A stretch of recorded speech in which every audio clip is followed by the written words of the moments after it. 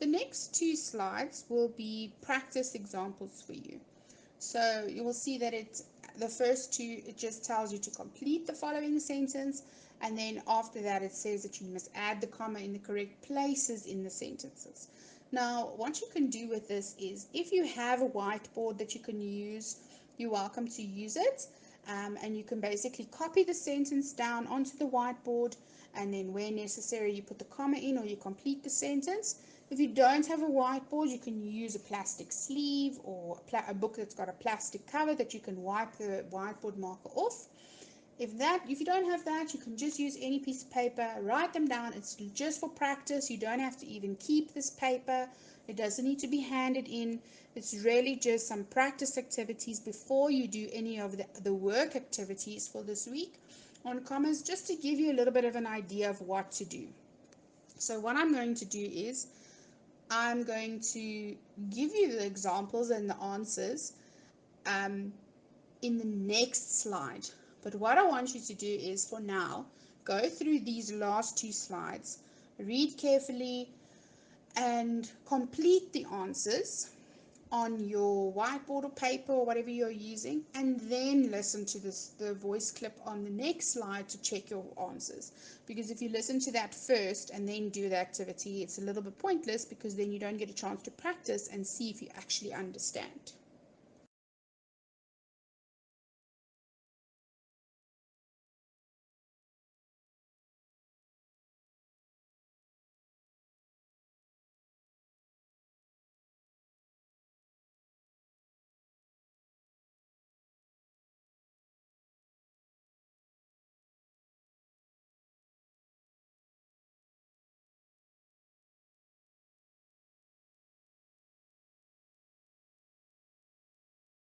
Okay, so I hope you have done the examples on the last two slides for all those sentences and tried your best.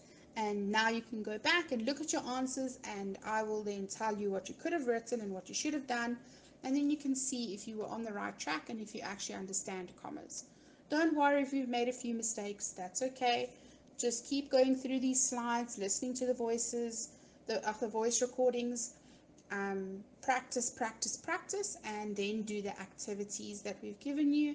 And remember, we will go through this. There's a lot of time to revise this, so just practice, practice, practice. So the first examples was two sentences we gave you where we've already given you the comma, and you have to complete the sentence. So you could pretty much have written anything that obviously makes sense. So the first one says, although he was very tired. So here you could have said, although he was very tired, he still took his dog for a walk. So it shows you that even though he was very tired, he still did something that required energy. So if you wrote anything along those lines of being tired and then doing something, that's great.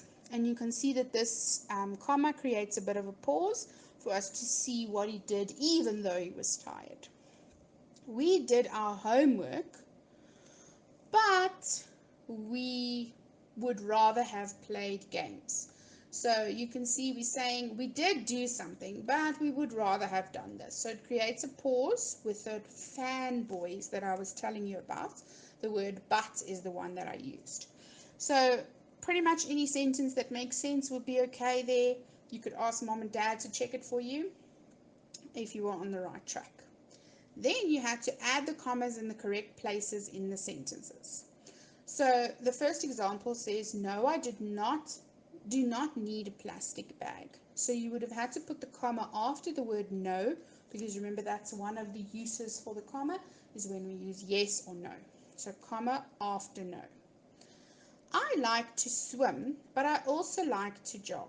So here we have another fanboys example. So I like to swim, comma, but I also like to jog. So it's showing two different activities that you would enjoy.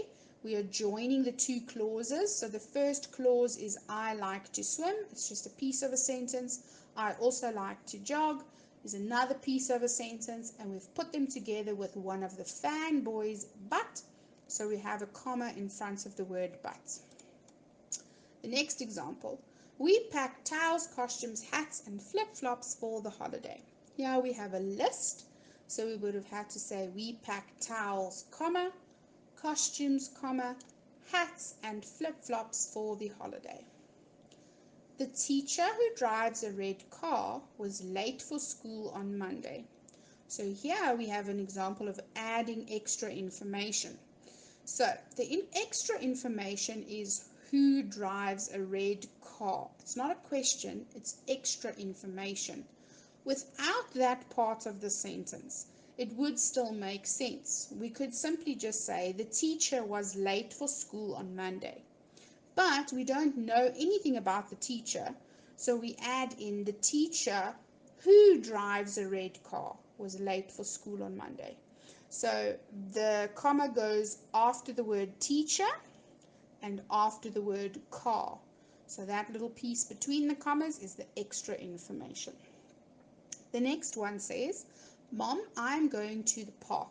So we are addressing or speaking to mom in this sentence, not directly. We're just using that as an example of what we would say.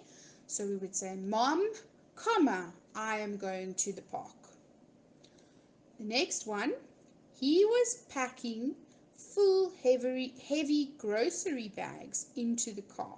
So here we have a good example of one noun, which is bags, and we have actually 3 adjectives here. So it can be 2 or 3.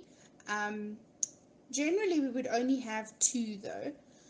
So you would have to put a comma between the word full and heavy, but you wouldn't put another comma between heavy and grocery, because grocery bags could actually be the noun on their own. Grocery doesn't necessarily have to describe the bags, because even though it is sort of telling us what type of bag it is, it goes to say that it's a grocery bag. That's its actual name. But we are describing them by saying they are full and heavy. So we would put the comma between full and heavy to describe those grocery bags. So if you put an extra comma in, I know why, but it's not 100% correct, because we wouldn't have, it's not a complete list. We just say as an example, it's like listing the adjectives. But this one, it's the grocery bags is actually your noun. And the last one, while we are in lockdown, we are going to learn in a new way with our teachers. So this is quite a long sentence with a lot of information. So this is a sentence where we would have created a pause. So we would have said, while we are in lockdown, comma, we are going to learn in a new way with our teachers. So it's, instead of saying all that information at once, it just gives us a chance to take a break. I hope you had fun doing this comma activity, and I hope you will continue to practice and do the activities and have a lot of fun.